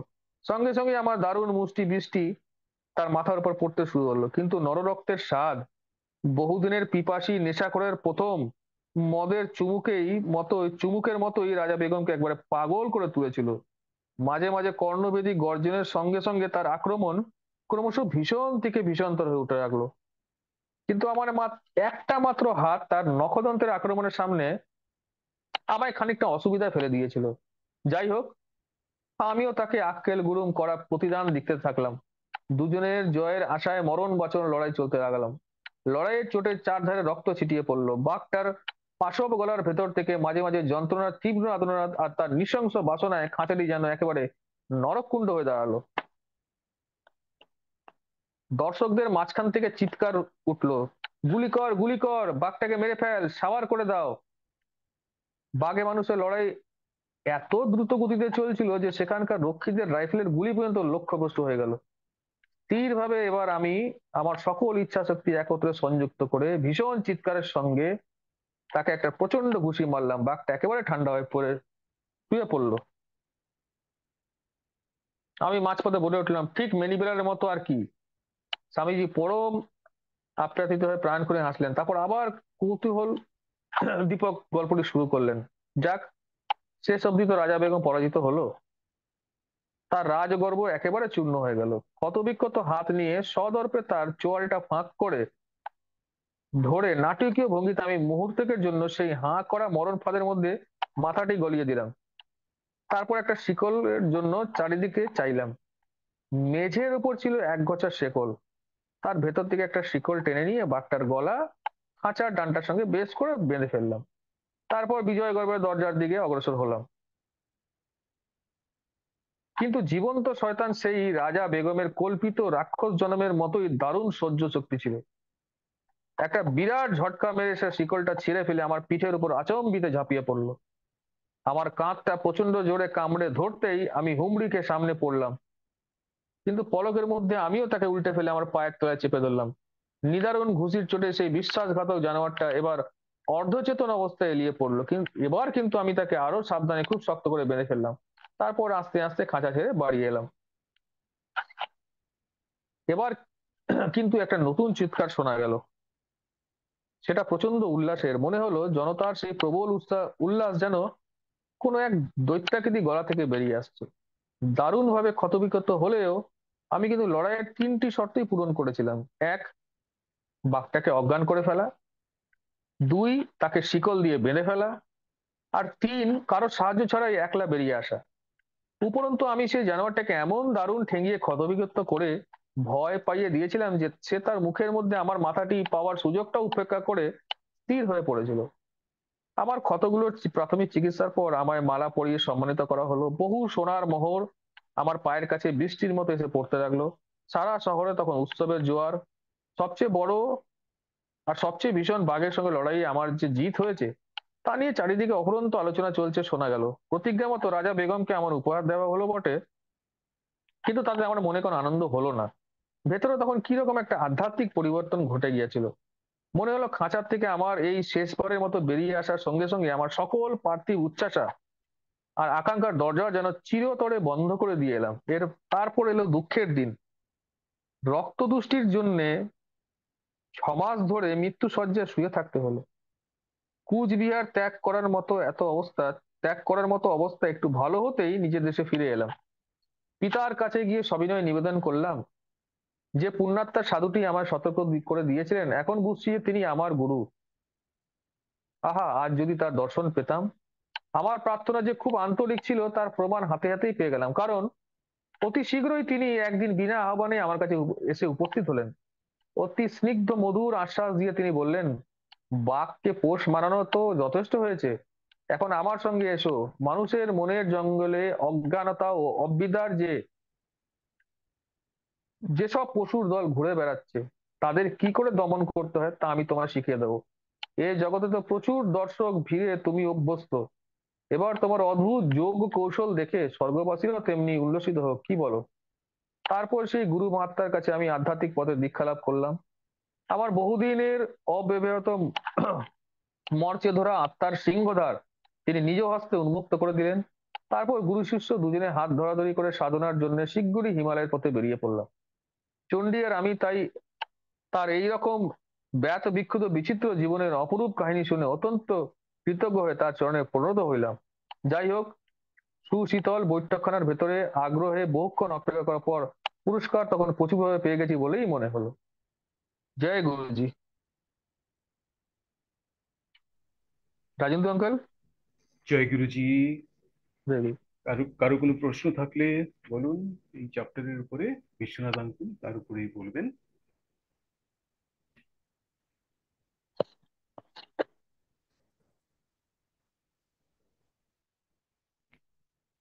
কারো কোনো প্রশ্ন আছে?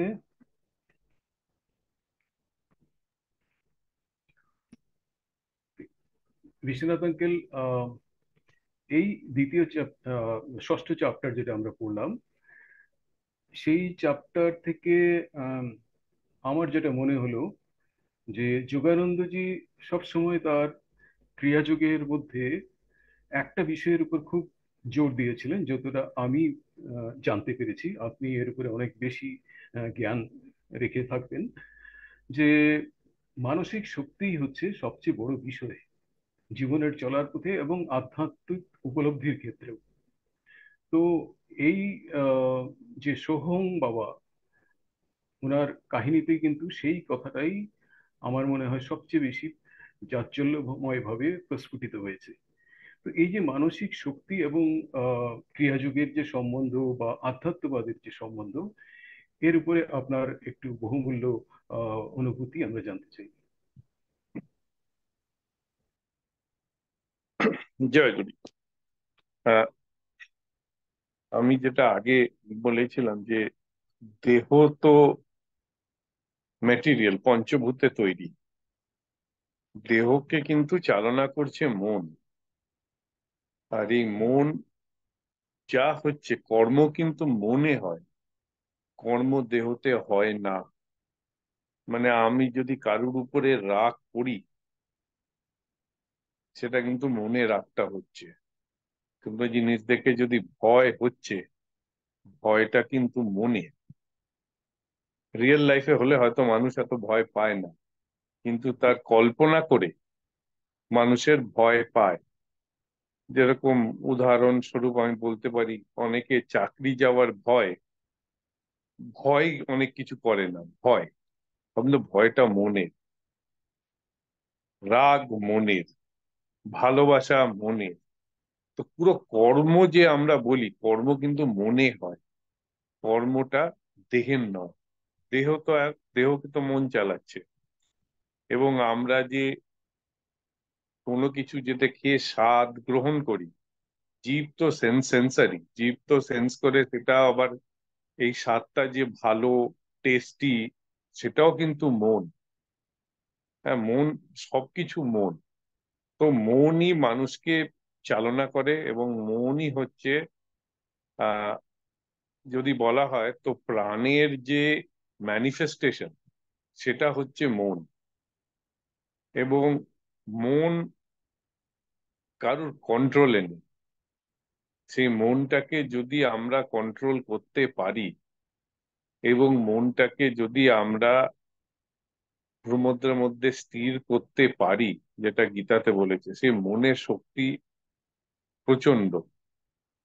এবং সেই শক্তি, মনকে করার যে কন্ট্রোল করার যে পদ্ধতি, সেই পদ্ধতি হচ্ছে, একটা পদ্ধতি হচ্ছে ক্রিয়াযোগ।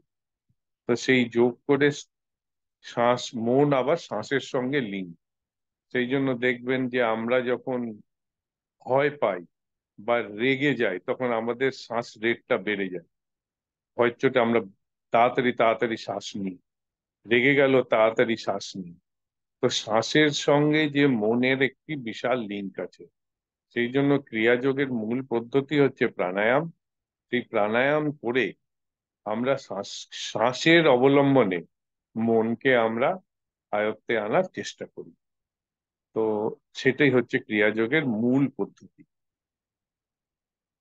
আর এই মনটাই তো আসল।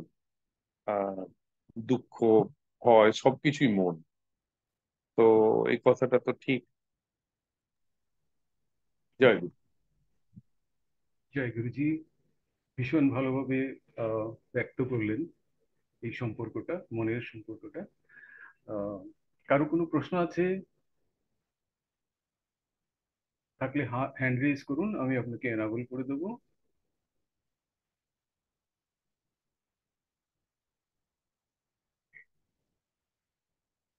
আহ, মনে হচ্ছে কারো কোনো প্রশ্ন নেই। ওকে, সমরেশ মিশ্র ভাই, আপনি বলুন, আপনি নিজেকে আনমিউট করে প্রশ্ন করুন।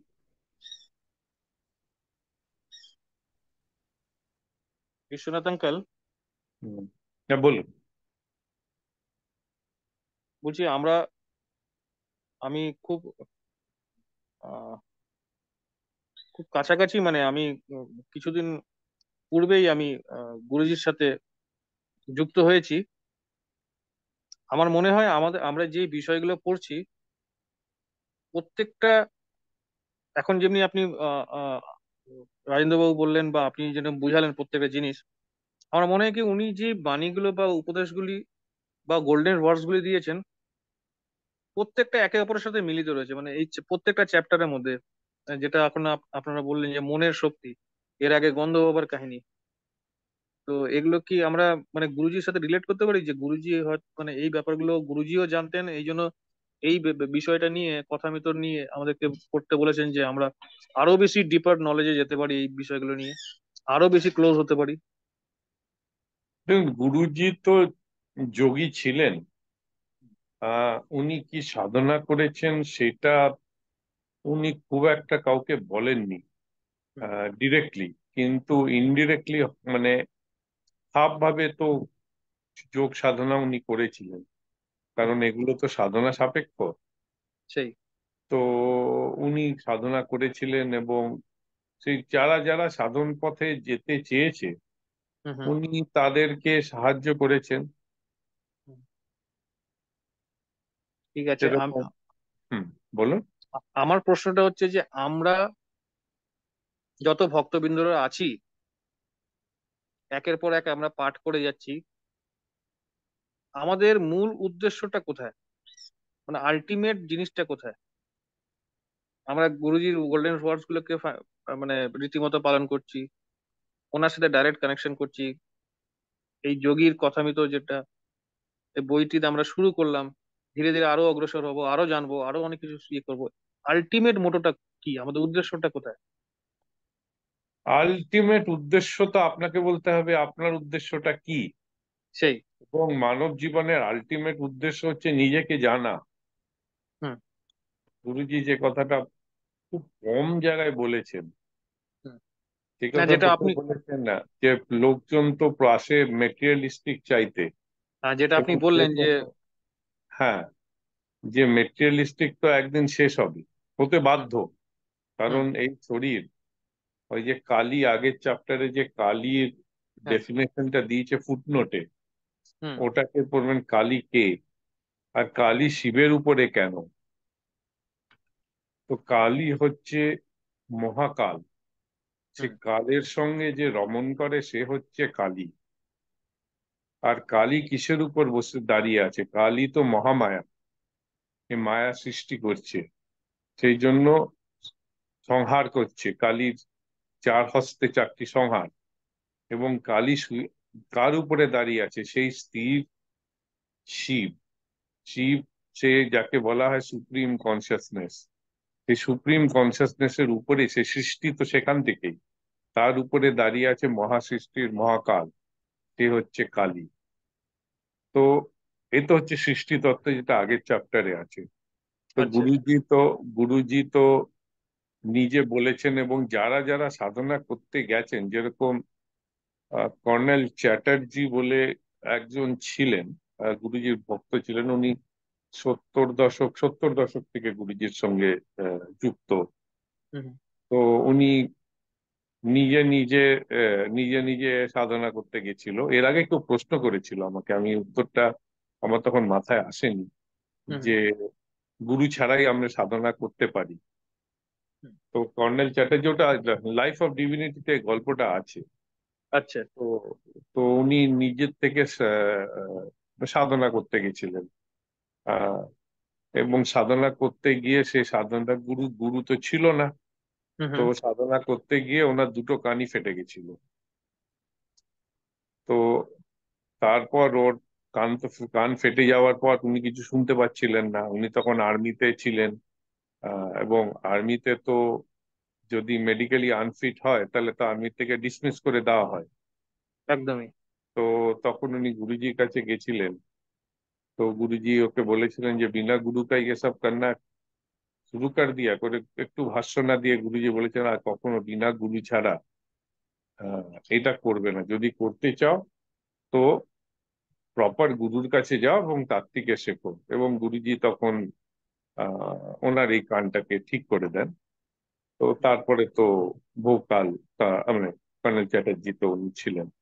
তো আর হুম। যেহেতু কর্নেল চ্যাটার্জি আমার পার্সোনালি পরিচিত, তা আমি ওনার মুখেই এই কথাটা শুনেছি। আচ্ছা। তো সেরকম এই সাধনা করে মানুষের মেইন উদ্দেশ্য হচ্ছে যে সবচেয়ে বড় সত্য হচ্ছে মৃত্যু। হুম। তার চেয়ে বড় সত্য কিছু না। এবং সেটা সেটা জন্মের দিনই ওটা মানে ফিক্স হয়ে গেছে। হুম। হুম।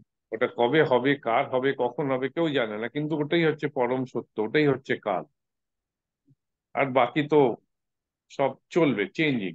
এখানে সত্য মানে হচ্ছে নট ট্রু, মানে হচ্ছে যেটা চেঞ্জ হয় না, আর ফলস মানে হচ্ছে যেটা চেঞ্জ হয়। তো ফলস, মিথ্যা মানে এটা বুঝতে হবে, যেটা চেঞ্জিং, এভার চেঞ্জিং কে মিথ্যা বলা হয়, এবং যেটা চেঞ্জ হয় না সেটা সত্য। তো যেরকম আমাদের আত্মা, আত্মা তো সনাতন, সে তো স্থির, সে তো চেঞ্জ হয় না। সেই জন্য আত্মা সত্য।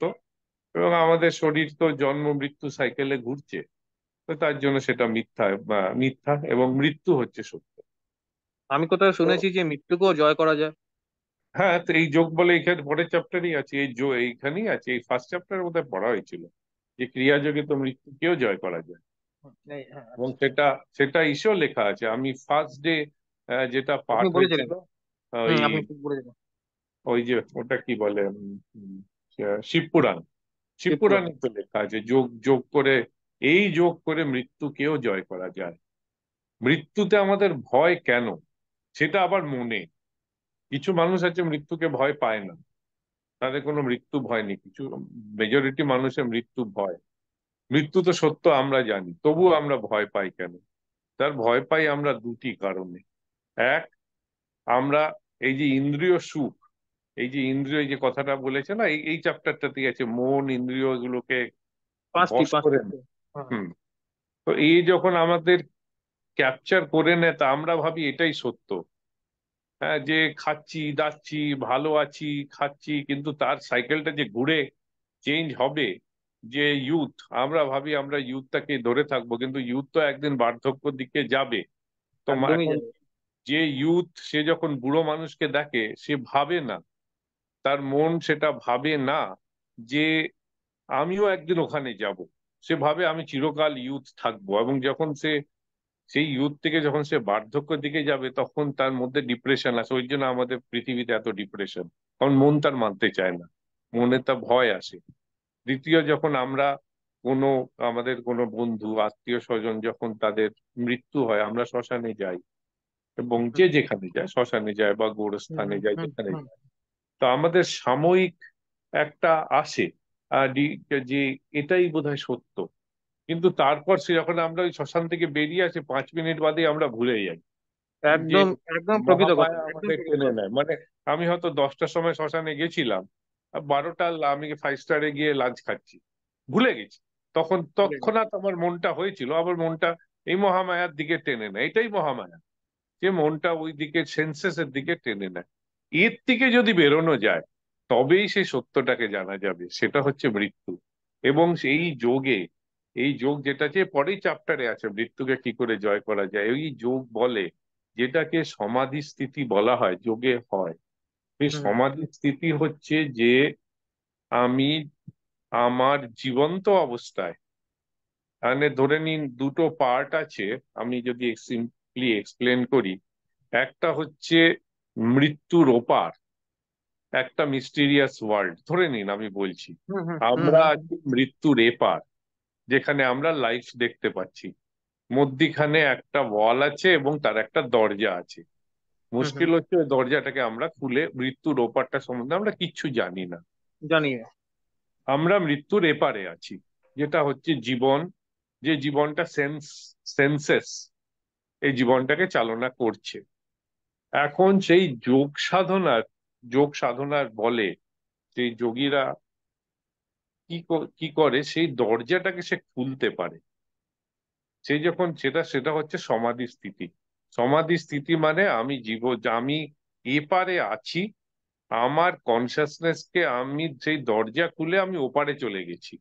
ওপারে গিয়ে সেই যে ওপারটাকে আমি এক্সপিরিয়েন্স করলাম, যখন আমি ওপারটাকে এক্সপিরিয়েন্স করলাম, করে আবার আমি এপারে ফিরে এলাম। তো এইটাকে বলা হয় সমাধি স্টেট, যে আমি এপার থেকে আবার আমি ওই পারে ফিরে এলাম। যখন একবার আমি ওপারটা জেনে গেছি, তখন তো আমার ওপারে আর ভয় নেই। আর যখন ওপারে ভয় নেই, যে ওপারে কি আছে, আমি তো জেনে গেছি, তখন তো আমি মৃত্যুকে জয় করে নিলাম। তো মৃত্যু আমার কাছে তো আর মিস্ট্রি নয়। আমি তো যোগ যোগ করে, যোগ বলে আমি ওপার গিয়ে ওপার দেখে ফিরে এসেছি। এই অটোবায়োগ্রাফি যোগীতে আগের চ্যাপ্টারই আছে এটা। তো এই যে যোগীরা এই স্টেটে যখন এক্সপিরিয়েন্স করে, যেটাকে সমাধি স্থিতি বলে, তখন তো সে, তার কাছে কাল বদলে যায়, টাইম বদলে যায়, তখন তার কাছে এপার আর ওপার বলে কিছু নেই। মানে সে কন্টিনিউয়াস ড্রিলিং অলরেডি করে ফেলেছে তার কাছে। এই যে যদি আমি বলি যে মৃত্যু লোক, এবং যদি আমি বলি জীবন্ত লোক, তার মধ্যে কোনো ফারাক নেই। সে জীবন্ত লোক থেকে মৃত্যুর লোক দেখতে পাচ্ছে, মৃত্যুর লোক থেকে জীবন্ত লোককে এক্সপিরিয়েন্স করতে পারছে। বাহ। গীতাতে এই স্থিতিকে বলা হয় ব্রাহ্মী স্থিতি। তখন তাকে বলা হয় ব্রহ্মজ্ঞান। ব্রহ্মজ্ঞান মানে সে পুরো সৃষ্টি তত্ত্বটাকে বুঝে গেছে, জীবন কি, মৃত্যু কি, সৃষ্টি কি, সেই চেতনা কি। কিন্তু আনফরচুনেটলি সেই জ্ঞানটাকে ভাষা দিয়ে ব্যক্ত করা যায় না। যেরকম হাওয়া দেখতে কিরকম, মানে এটা এক্সপ্লেনেশনে কি, মানে যেরকম বলা হয়, এখন যদি যে রসগোল্লা খায়নি, আপনি কাউকে যদি এক্সপ্লেন করেন, যে কোনো একটা মানুষের সঙ্গে দেখা হলো, সে কোনোদিন রসগোল্লা খায়নি, তাকে আপনি এক্সপ্লেন করুন তো রসগোল্লার টেস্ট, পারবেন না। না। রসগোল্লাটা কিরম পারবেন, আপনি বলবেন মিষ্টি, কিন্তু সে বলবে কি সুগারের মতন, আপনি বলবেন না। বলে সেটা সফটনেস, বলে সেটা কি ইসের মতন, আপনি বলবেন না। যে না রসগোল্লা খেয়েছে সে রসগোল্লার মিষ্টি সে বোঝাতে পারবে না। ওই টেস্টটা হুম, আপনি পেয়েছেন, আপনি ল্যাঙ্গুয়েজে বোঝাতে পারবেন না।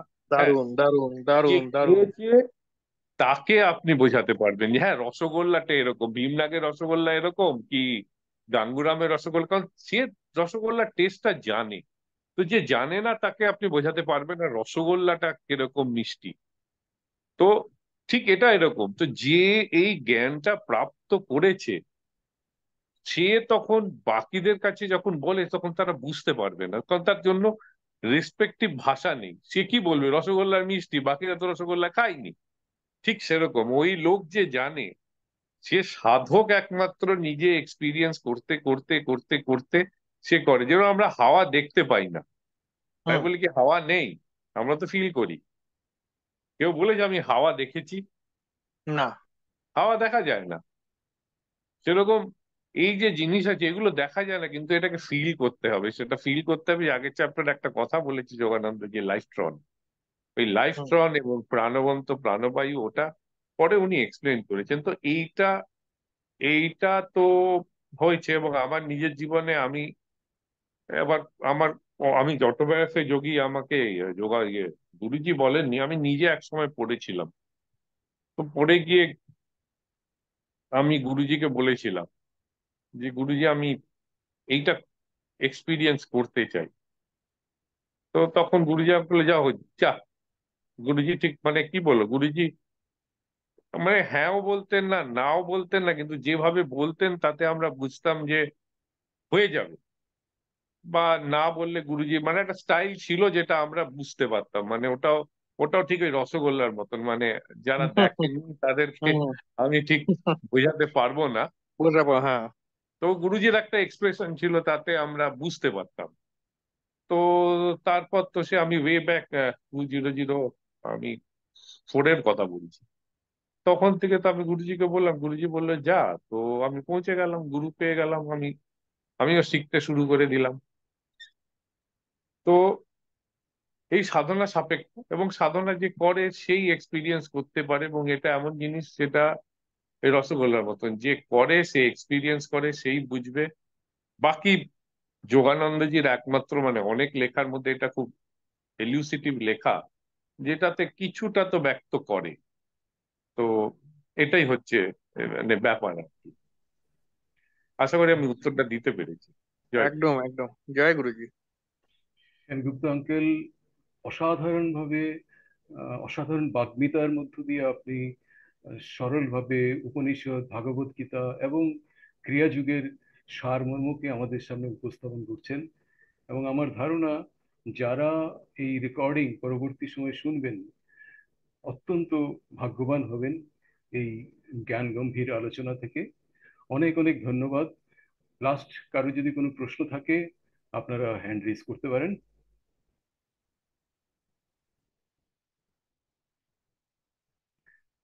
ওকে, তাহলে ধরে নিচ্ছি আমরা আজকের অনুষ্ঠান আমরা এখানেই শেষ করব, আজকের পাঠ অনুক্রমটা। পরবর্তী অনুষ্ঠান আমরা চেষ্টা করব আহ, আরো একটু সেশন বাড়ানো যায় কিনা, সবই গুরুজির কৃপাতেই হবে। আজকের অনুষ্ঠানে যারা যোগ দিয়েছেন, বিশ্বনাথ আঙ্কেলের অনুভব যে শেয়ার করেছেন, যিনি পাঠ করেছেন, সবার কাছে আমাদের কৃতজ্ঞতা প্রকাশ করছি এবং গুরুজির কাছে আজ্ঞা নিতে চাই আমরা আজকের অনুষ্ঠান শেষ করার জন্য। জয় গুরুজি।